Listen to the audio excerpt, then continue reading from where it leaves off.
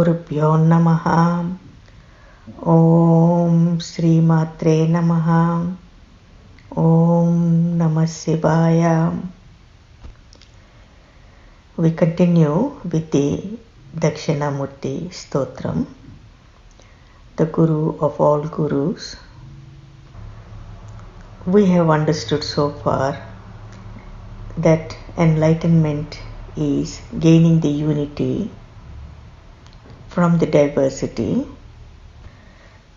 Here, there is a lot for all of us to learn from this one stotram, and also from the Dakshinamurthy himself and his Sishyas or the disciples. Dakshinamurthy is sitting under the banyan tree, sitting in chin with his hand in chin mudra, and the posture is said to be virasana, and he remains in silence and infusing the knowledge into his disciples, who are also silent and who are transcendental. In the last talk, I left you all with this one thought, that as a disciple, you are sitting there like a drop, and then Dakshinamurthy is there like the ocean of consciousness, and he reaches out to the drop in his great compassion and love. This is indeed not an esoteric expression. It has been a personal experience to me many times. For most part, it seems like that one is transcending and one is moving towards the transcendent, the infinite pure consciousness. But then all of a sudden, I would just close my eyes and then I would feel this ocean of consciousness has landed upon this drop. In order to experience this and to be able to speak about this, I have to go through several times. I had to go through this experience many times, because one cannot articulate it otherwise. The first time it happened to me, it actually gave me the experience of that Nirvikalpa Samadhi, which started for a long time. And with this happening repeatedly, it doesn't happen every day, but it happens, I have to say, when Shiva's grace is there, because there is nothing that I am doing. Then I understood what came on was the ocean of bliss. This ocean of consciousness landed on like the ocean of bliss, and all that one had in experience was the bliss alone, and you remained as that bliss alone. So again, this happened to me several times when I was in States, then when I was in Tirumala, and when I visited Amarkantak and Sri Salem, and also the Himalayas. This experience of the ocean meeting the drop is extremely unique and beyond comprehension. It seemed like every time the whole of my nervous system completely changed, and the whole of the consciousness rose to a different degree. And at this time, definitely the body demands more rest. And interestingly enough, all of these have happened in places where I was in the midst of pure nature or the divine kshetras. Because it happened to me, I presume that it will happen to you also. But let whatever happen, let it be your experience. One should not go with the experiences of others or other gurus. Everyone has their path.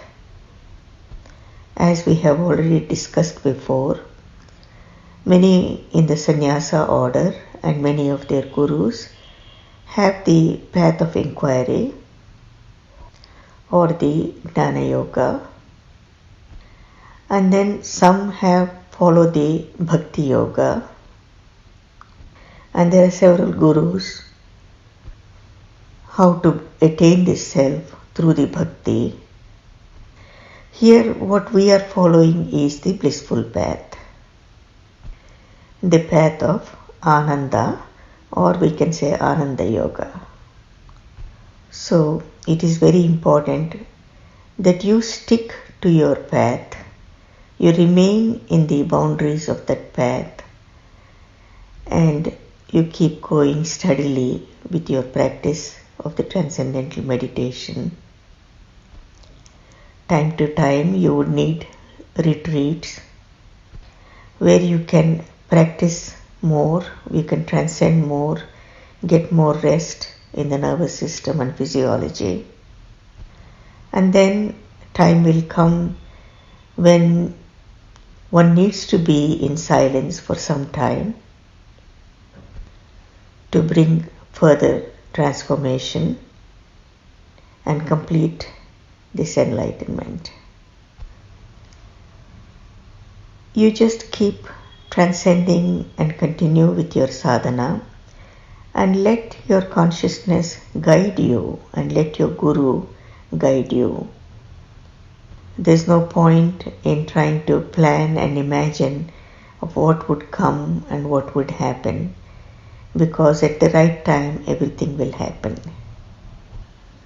Some longer periods of transcendence and silence and rest are needed in order to keep rising in consciousness, which again happens in so many degrees and in so many stages. Although only 7 states are described by Maharishiji, there are subtler and finer aspects of this consciousness in each state, in each of these states, starting from cosmic consciousness, God consciousness, and the unity consciousness. So much so, there are some gurus who say there are 25 states or even more. It does not really matter, because in each state there are so many finer and finer expressions and so many subtleties which continue. For example, if we say a child who is born up to 1 year is an infant, we are just saying this is the stage of development, growth and development of a child, infancy. But we know that in this 1 year, every day the child changes. And you see these changes on so many levels. So, similarly, in each state, these subtler and finer aspects of expression and rise in consciousness keeps happening. Now, one may ask a question as to why one has to sit in silence, why one has to do this sadhana for longer periods at a time. If I give you a few examples, then I think you would be able to understand. We do this every day in our home. We try to make yogurt from milk.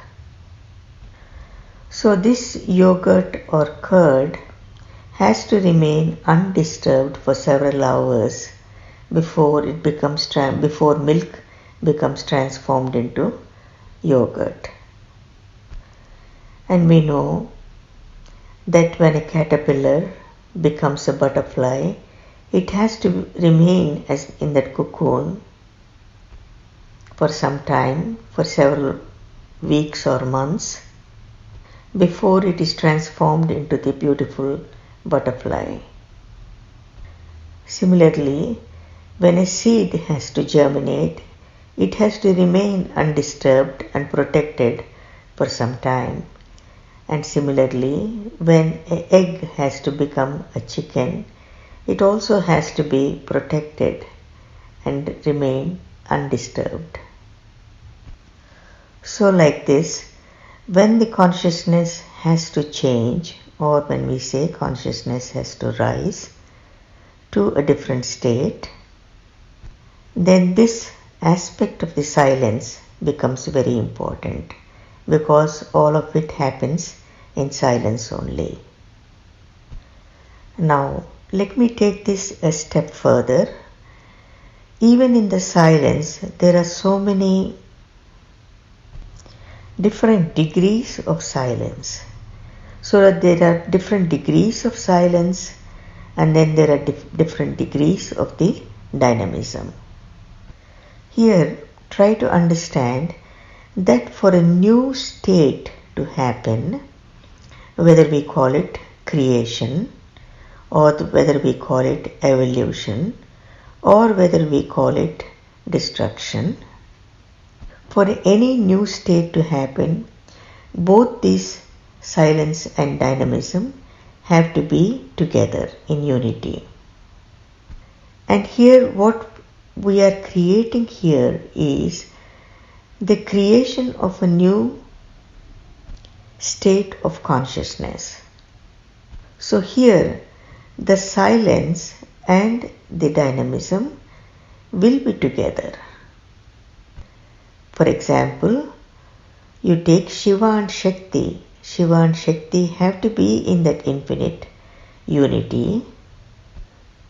And again, this infinite silence and this infinite dynamism of Shiva and Shakti have to be in unity in order to be able to create and then help with the expansion of the creation, help with the evolution of the creation. The two, the Shiva and Shakti, have to be continuously be in unity. That means the silence and the dynamism has to be in unity. Now we understand that the dynamism is also in so many degrees. On the most subtlest level, it is like silence. It seems like silence. It is in the unmanifest state. It is no different from silence. So here it is important to understand that in each grain of this creation, all of these values remain together. The silence and the dynamism, the unity and the diversity, all of them remain together. And it is not only these, but all the values which are in opposites, which we call it dvandva or the duality, they always remain together. What we have understood from previous discussions is that the transcendental consciousness is the unified state. All these values of duality, the diversity, and all the values of different levels of silence and dynamism, degrees, they all come together as unity. Here it is said that at the junction of the relative and the absolute transcendental consciousness, there is a very fine covering which maintains the transcendental consciousness as a separate level of reality from the relative level. It seems like a very fine partition. This very fine covering is said to maintain the unity of both the silence and the dynamism. And also, as chandas, it hides. That means the silence hides the dynamism and the dynamism hides the chandas. So this very thin layer, which is actually covering and hiding the silence and dynamism in a unified state, and which is also bringing the separation of the relative and the transcendental consciousness or the turiya, is pierced when the relative consciousness moves into the pure absolute consciousness. Perhaps this can be referred to as the piercing of the veil of Maya or the removal of the veil of the Maya. So this is at the junction point, and so when one is in Nirvikalpa Samadhi, then this individual and cosmic realities both come together, both come to a unified value. So when one has this repeated experience, then one is able to cognize these different finer and finer aspects, and then experiencing this pure absolute consciousness we term as transcendental consciousness. So here, if we take a moment and try to understand what Dakshinamurthy is trying to convey or impart, is taking you to the experience of this unity, first in transcendental consciousness, which is the stepping stone, and let one experience that the self of everyone is bliss alone, and when there is bliss, then there is peace and inner contentment, and that this bliss is also the nature of inner intelligence. And here, in this pure bliss and being the self alone, then Dakshinamurthy is imparting the knowledge of the Veda. And this is because everyone from within himself, from the level of his Atma, is Veda alone. And further, Veda is the constitution of the universe, the constitution of natural law, and it is this natural law which governs the progress and evolution of every person. So all of the Vedic knowledge is conveyed in this silence when one is the self alone. So here again, Dakshinamurthy is giving to his disciples this state of enlightenment and taking them to his status that they all become Shiva alone.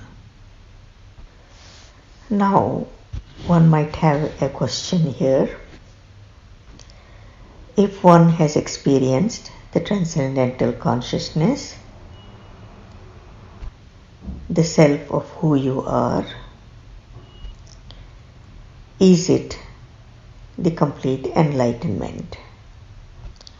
And why does one have to continue doing the sadhana?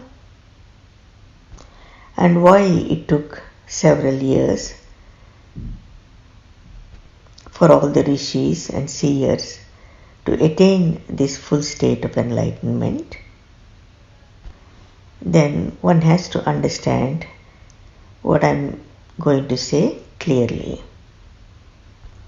So we know that in enlightenment, that the absolute consciousness infuses into all of the relativity and changes its whole fabric the whole perception and cognition of what is experienced in life. Here, it is important to understand we are on a blissful path.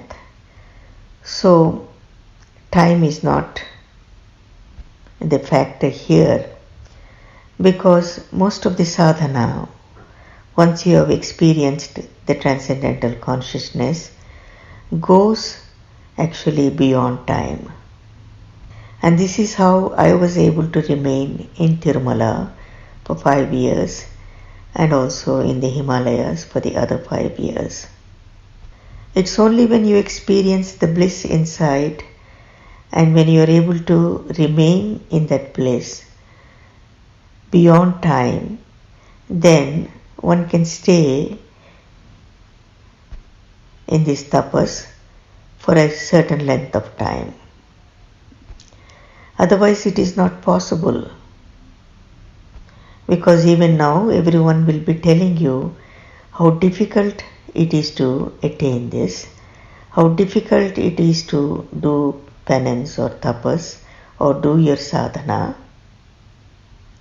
how impossible it is to be enlightened in one life. So the foremost thing one has to do is not to listen to those words, not to pay attention to those people who are speaking like that. I have heard so much of it in Tirumala myself. When one remains transcendental, one is in bliss and one is contented and one is beyond all desires. So when one is beyond time, then time is not an issue at all. What keeps one going is simply the inner experience, the inner expansion, and the inner progress. Now, in transcendental consciousness, one sees homogeneous. One doesn't see the differences, and there is no duality. It is all pure consciousness. It seems like infinite silence, but there is also the infinite dynamism here, which keeps one fully awake and alert. Again, there is no cognition of the mind and the body, but you feel this, that one is fully awake and alert, and one is the pure consciousness alone. But then, this transcendental consciousness is a temporary phase. So when you come out, then whatever unity you have experienced is not lasting. The effects of it are there, but it is not lasting. So here the unity is not stable, because in unity consciousness the unity is real and it is stable, and this unity as non-changing is constant. So now we have to understand how do we gain this stability and how one can have this stability in unity. In transcendental consciousness, you experience this unity, but it is very delicate. And as soon as there is some spur of activity when you come out, then you lose this unity. It is only still a glimpse and it is not established unity. It is like the sprouting of a seed, just very delicate, and the roots are not established yet. So here our goal is to establish the roots and make this unity strong. So by repeated experience of this transcendental consciousness, which is the stepping stone to gain the cosmic consciousness, then one has to establish the roots by this repeated transcendence. And the roots have to become strong and steadfast and stable and they should be unshakable. It's only then that the unity can be lived in the everyday existence. And this integrating whatever of this unity is growing is also very important. And it is only for the sake of integration that Maharishiji tells us that some activity is needed after you come out of the transcendence. Whether it is the mental activity of the yogis and sannyasis or the physical activity of karma yogis. But that activity has to be little and at a comfort level so that it supports this deep inner experiences. So that you feel more grounded and you don't feel like fish out of the water. You're able to withstand the circumstances and the people and the environment around you, just like a little sapling, just like a little bud opening, which has to integrate at each growth and development, and which needs nurturing and which needs protection. So you have to safeguard yourself and you need to integrate. And here in this integration, what is happening is this machinery we call nervous system is being modified at every stage. It is also evolving. It is also becoming more and more pure, more and more refined, and more in silence. So again, in the state of enlightenment, we are moving from multiplicity to unity. But we don't move from multiplicity to unity in one stroke.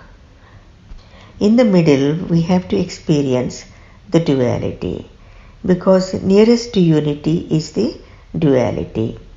So the progression is like this. From multiplicity, you move into duality and then the unity. So what is this duality? This duality is knowing the non-self and the self, or the relative and the absolute in perfection. And not only knowing it and perceiving it and cognizing it, but living, but existing, living it. And this is what is cosmic consciousness, where this continuously you're seeing these two values as duality, and then this duality then moves into unity of the God consciousness. So here again, in God consciousness too, there is more unity, but there is some duality still, because there is the God and the devotee. So the unity consciousness is finally beyond the God consciousness. So here, this duality, that means the self and the non-self, being two different entities, cognized as two and lived as two, is the basis of unity. And this is a practical step. This is a practical step from multiplicity before going into unity, this duality. And it is a necessary step, that where you begin to cognize both self and non-self, and you are living life in a practical way, having the understanding and the cognition of both, and never losing the sight of the self alone. So again, if we take a step further, in the transcendental awareness, as soon as the activity comes, the self is lost. So as soon as the spur of this activity comes, the self is lost. So in this duality in cosmic consciousness, then in the self there is no activity, and the activity is seen in the body and the mind, and the self is able to be itself without the activity and not losing itself like in transcendental consciousness. So this perception of the duality, which is the subject and the object, where the self becomes the witness and is witnessing the object and the activity, this perception or this longer perception becomes possible because of this purified nervous system. So here the self has freed himself from the clutches of the object, and this self is able to remain without being overshadowed by the matter. The object remains separate and the self remains undisturbed. And as one moves from the cosmic consciousness to God consciousness, then more and more unity is infused. Here again, more and more unity is infused. More and more refinement of the nervous system is seen, and it keeps happening automatically. This refining of the nervous system keeps happening automatically. One experiences more unbounded bliss, and this bliss seems to dominate, and because of this bliss, the overshadowing by the object is less. Here, it is also important to understand that in human consciousness, the glow of the subject or the consciousness of the subject can be increased so much. And this glow can be infused into the object, and it will infuse into the object. So here both are glowing. The subject is glowing and the object is also glowing. So when one is in this God consciousness, then the boundaries are there but are not perceived and cognized. The senses enjoy the maximum glory of this perception. The intellect enjoys this unbounded aspect of the self, and the ego enjoys both the localized and the unbounded. That means it enjoys both the localized senses and the unbounded self. And here the ego is enjoying the boundless ocean in the bounded isolated waves, and this is the highest joy of bliss. So the ego is enjoying both the boundless ocean and also the waves which are bounded.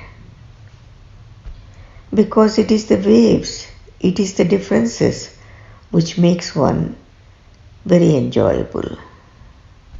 The differences in creation and existence bring the great variety and great joy to the senses.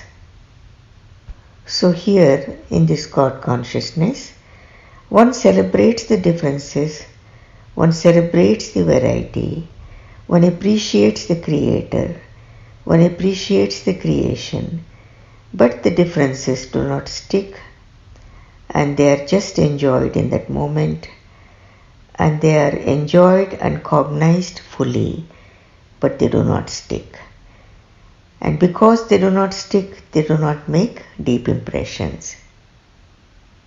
So they do not become the future samskaras or the vasanas, and do not become the seed for the future birth.